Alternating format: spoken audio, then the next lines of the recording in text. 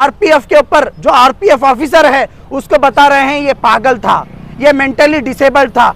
बाबा अगर mentally disabled था तो पुलिस की ड्यूटी में 12 साल क्या कर रहा था? झक मार रहा था क्या? 12 साल पुलिस में क्या कर रहा था? 12 साल वहां पर रहकर उसने आरपीएफ की ड्यूटी की, लोकल पुलिस स्टेशन में काम किया। वो तमाम चीजें करने के बाद आज मीडिया में कहा जाता है कि वो मेंटली डिसेबल्ड था।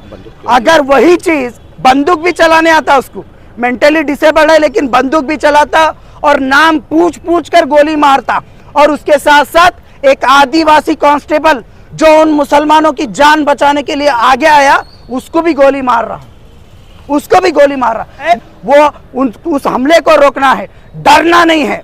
मरना तो एक दिन है ही है, लेकिन डरना नहीं है, डट कर मुकाबला करना है।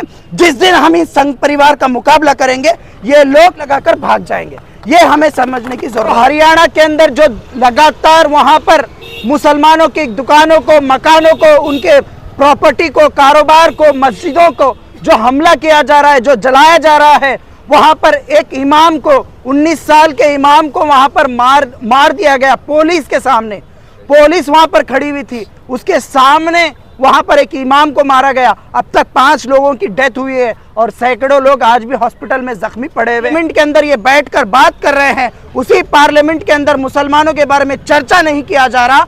राहुल गांधी जो मसीहा बने फिर रहे हैं मुसलमानों के, अरविंद केजरीवाल, ये महात्मा गांधी ने कहा था जहां पर जिस स्टेट के अंदर, जिस कंट्री के अंदर माइनॉरिटीज के साथ सही व्यवहार ना हो उस देश का सत्यानाश हो। लोग हमारी जान जा रही है, हमारी मस्जिदों पर हमला किया जा रहा है, हमारे घरों के ऊपर हमला किया जा रहा है, लेकिन उसके बावजूद भी ये जो so called secular political leaders एक जना भी बात करने को तैयार नहीं है। मैं कत्ल तो हो गया तुम्हारी गली में, लेकिन मेरे लहू से तुम्हारी दीवार भी गल रही है।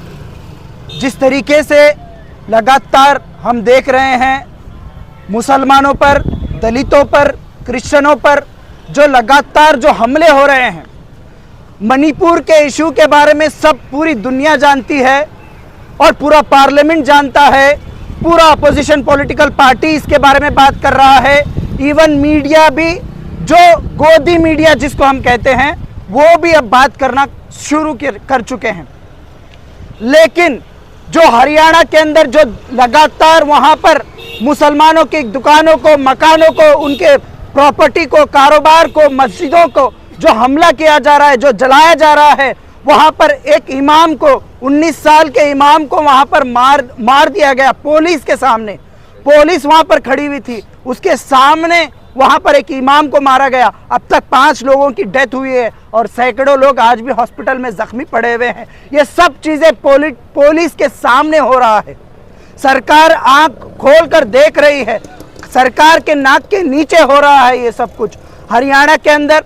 उसके बाद जो आरपीएफ का ऑफिसर ट्रेन के अंदर जिस तरीके से वहां पर मुसलमान को ढूंढकर उनकी दाढ़ी और टोपी के नाम पर उनका नाम पूछकर उनको गोली मारता है, तो कितनी शर्म की बात है, कितनी शर्म की बात है। पार्लियामेंट में इसके बारे में चर्चा नहीं हो रहा, मुसलमानों की जान के बारे में कोई चर्चा नहीं हो रहा। वही मुसलमान जो इस देश के लिए, आजादी के लिए अपनी जान दिए हैं, इस देश के लिए सब कुछ दिए हैं, सब कुछ देने के बावजूद भी आज भी जिस पार्लियामेंट के अंदर ये बैठकर बात कर रहे हैं, उसी पार्लियामेंट के अंदर मुसलमानों के बारे में चर्चा नहीं किया जा रहा। तो हमें सोचना है इस बात को, ये हिंदुस्तान किस तरफ जा रहा है, भारत देश किस तरफ जा रहा है।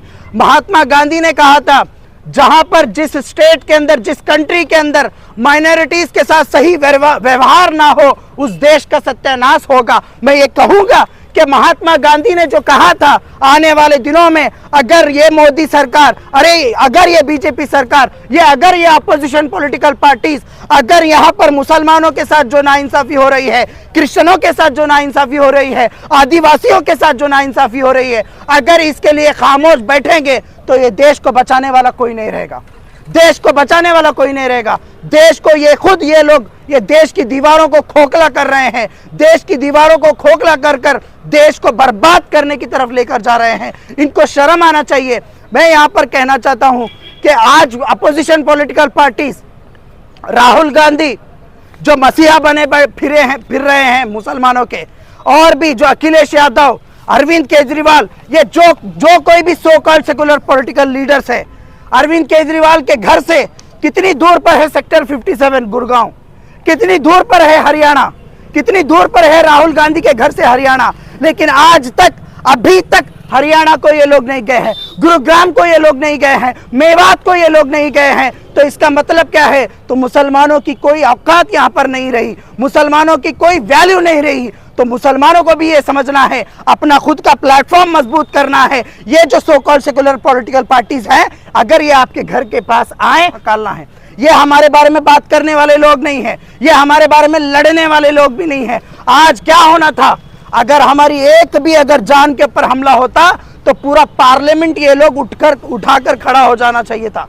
लेकिन आज सैकड़ों लोग, हमारी जान जा रही है, हमारी मस्जिदों पर हमला किया जा रहा है, हमारे घरों के ऊपर हमला किया जा रहा है, लेकिन उसके बावजूद भी ये जो so called secular political leaders एक जना भी बात करने को तैयार नहीं है, इवन ट्वीट करने के लिए भी तैयार नहीं है। हमें ये सोचना जरूरी है। आज सबके सब आरपीएफ के ऊपर, जो आरपीएफ ऑफिसर है उसको बता रहे हैं ये पागल था, ये मेंटली डिसेबल्ड था। बाबा अगर मेंटली डिसेबल्ड था तो पुलिस की ड्यूटी में 12 साल क्या कर रहा था? झक मार रहा था क्या? 12 साल पुलिस में क्या कर रहा था? 12 साल वहां पर रहकर उसने आरपीएफ की ड्यूटी की, लोकल पुलिस स्टेशन में काम किया। वो तमाम चीजें करने के बाद आज मीडिया में कहा जाता है कि वो मेंटली डिसेबल्ड था। अगर वही चीज, बंदूक भी चलाने आता उसको, मेंटली डिसेबल्ड है लेकिन बंदूक भी चलाता और नाम पूछ कर गोली मारता, और उसके साथ साथ एक आदिवासी कांस्टेबल जो उन मुसलमानों की जान बचाने के लिए आगे आया, उसको भी गोली मार रहा, उसको भी गोली मार रहा। मैं यहाँ पर कहना चाहता हूँ तमाम आदिवासियों को, क्रिश्चियनों को, दलितों को, मुसलमानों को, अगर तुम पर आरएसएस और संघ परिवार अटैक करता है, तुम पर वहां पर जानलेवा हमला करता है, एज पर कॉन्स्टिट्यूशन आपको परमिशन देता है, आप सेल्फ डिफेंस करना है, आप रोकना है। आप जितने भी लोग, अगर ट्रेन में हमला हो तो ट्रेन में जितने भी पैसेंजर्स है वो उस हमले को रोकना है, डरना नहीं है। मरना तो एक दिन है ही है, लेकिन डरना नहीं है, डट कर मुकाबला करना है। जिस दिन हम इस संघ परिवार का मुकाबला करेंगे, ये लोग कर भाग जाएंगे। ये हमें समझने की जरूरत है। तो मैं यही कहना चाहूंगा, social democratic party of India इसको कड़े अल्फाज में मजम्मत करती है और अवाम से गुजारिश करती है, अगर आप इसके खिलाफ आवाज नहीं उठाएंगे अपने अपने प्लेटफॉर्म के जरिए से, तो ये ऐसे ही होता रहेगा। हमें इसको समझना बहुत जरूरी है। और मीडिया के अंदर जो लगातार नफरत परोसी जा रही है, लगातार मुसलमानों के बारे में जो नफरत परोसी जा रही है, उसी का नतीजा है जो हरियाणा के अंदर, उसी का नतीजा है जो ट्रेन का हादसा हुआ जयपुर एक्सप्रेस का, उसी का नतीजा है जो मुंबई के अंदर हमारे कॉलेज की लड़कियों को रोका जा रहा है उस कॉलेज जाने के लिए। ये तमाम नफरत, ये जो मीडिया के जरिए से हो रहा है, इसका भी हमें मुंह तोड़ जवाब देना होगा।